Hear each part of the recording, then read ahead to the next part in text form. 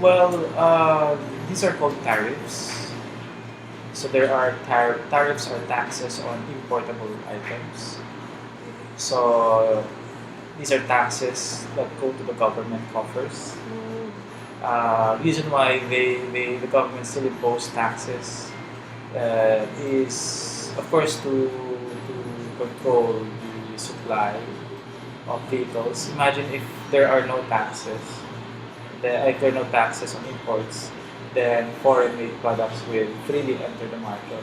Yes, So sir. we'll have more congestion on the streets, Mm. worse traffic conditions, and at the same time, this will also negatively affect those automobile companies that have already been established here. Yes, sir. Well, the government uses taxes mainly for public services. Mm. To let's say to build and maintain infrastructure facilities, roads, bridges, ports, also to pay for the salaries and wages of their employees, to continue to say provide funding for their social programs such as conditional cash transfer or CCT, which is a big program uh, to provide public healthcare, public education, and also to have a military sector for national defense purposes. Government will benefit. Huh? Um, Consumers will not benefit, especially Yes. consumers of the Luxury. luxury vehicles. Producers, the sellers will also not benefit because there's additional cost. Although this will be passed on to the consumers, but this will translate to lower sales. Mm. Okay. So overall, probably if you increase taxes, Mm. this might the negative effects of it might outweigh the positive effects. Ah, okay, sir. Because on one hand, you have consumers not benefiting, but rather they're gonna be worse off. Producers, well, if you're talking about producers of automobiles that are in the Philippines, they will benefit in the sense Mm. that the tax will increase the price. However, if the elasticity of demand, or to what extent demand for a luxury vehicle is responsive to the price, if demand is elastic, the increase in the price will translate to a Sales. much lower sales. Mm. So ultimately, producers might be at a loss. Now, the government will gain because this will increase their tariff revenues. However, the trend is tariffs are going down because we are becoming more liberalized Mm. slowly, and and also the Philippines is a member of the WTO, so we have to follow WTO World World Trade Trade. Organization rules. According to GATT, General Agreement on Tariffs and Trade, member countries have to lower their tariffs.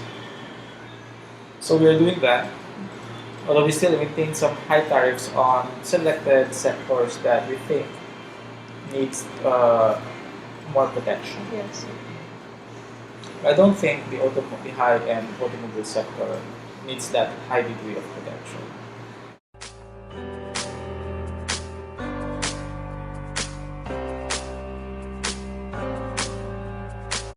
Well, the Philippine economy is already growing fast in the past 2 years, and investors are pouring in capital in the domestic economy.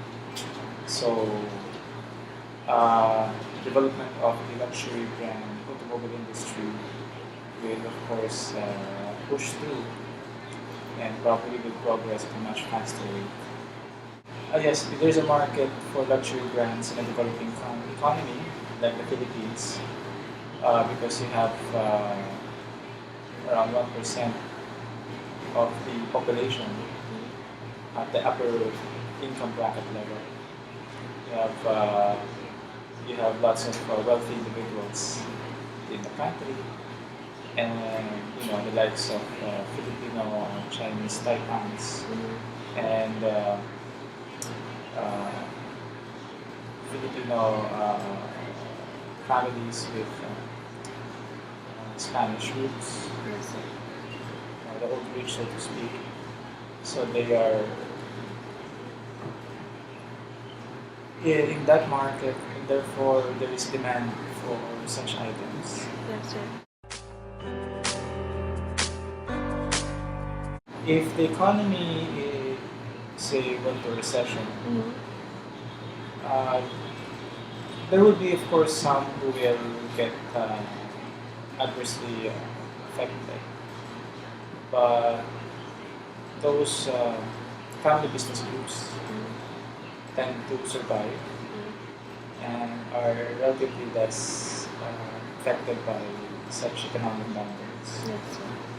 So although the demand for luxury items in the automobile market will probably slow down during this period, but nevertheless, there's still a market. Yes, sir. Well, it it has a positive effect because this creates demand and at the same time employment. Yes. So, for example, if you have, let's say, more factories of luxury automobile companies based in the Philippines, so that improves employment. Also, uh, that creates economic activity in the economy, which contributes to GDP growth. So if, let's say, there is greater consumption of luxury items, then your personal consumption indicator will increase. Or if you have these companies now producing domestically, and there's a surplus, so they can these exports abroad to the rest of the world will also contribute to GDP. Yes, sir. These companies, they look at not just the current status of the country, whether it's low income or developing or industrializing. They look at the growth prospects. And in recent years, the Philippine economy has been growing pretty well by at least 6% per year. And investors have positive outlook towards the Philippine economy. Now, in the United States, for example, the US economy is growing slowly. In Europe, they're still in a recession. Uh, so, where else can these companies make more money? It's in Asia. So now they have looked at China. Now, a few years back, China was doing pretty well economically, but in recent years, past few quarters, they were not doing well. They're slowing down. The Japanese economy is a rich economy, but its growth is stagnant. South Korea is doing well, except in the last few quarters where it's growing less than 2% a year. So these companies look at emerging markets. Emerging markets, not all of them are already advanced. Many of them are still developing. But they look at the growth of these emerging markets. And some of these emerging markets are growing really fast.